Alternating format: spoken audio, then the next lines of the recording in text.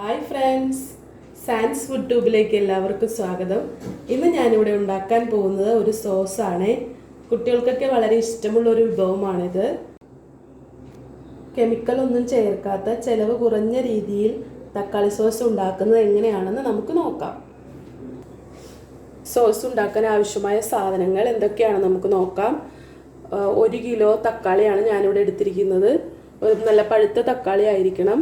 1 kilo തക്കാളി, 1 teaspoon മുളക് പൊടി, 4 ടീസ്പൂൺ പഞ്ചസാര, 1/2 കപ്പ് വിനാഗിരി, ആവശ്യത്തിന് ഉപ്പ്. ഇത്രയും സാധനങ്ങളാണ് നമുക്ക് തക്കാളി സോസ് ഉണ്ടാക്കാൻ വേണ്ടത്. ഇതെങ്ങനെയാണ് ഉണ്ടാക്കുന്നതെന്ന് നമുക്ക് നോക്കാം.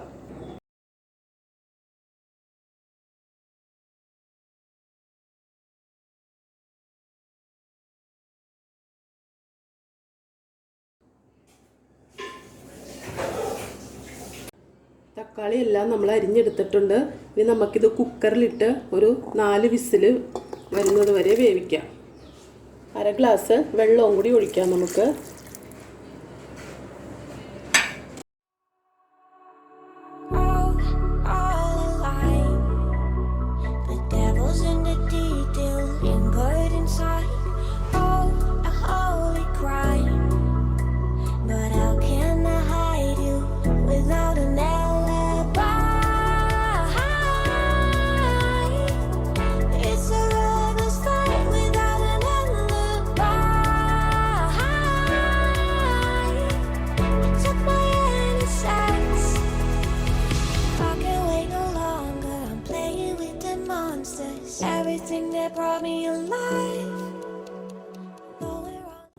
നമ്മുടെ സോസ് ഇവിടെ റെഡി ആയിട്ടുണ്ട്.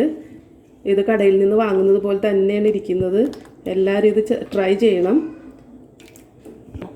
ചാനൽ സബ്സ്ക്രൈബ് ചെയ്യാനും മടിക്കരുത്. Thank you.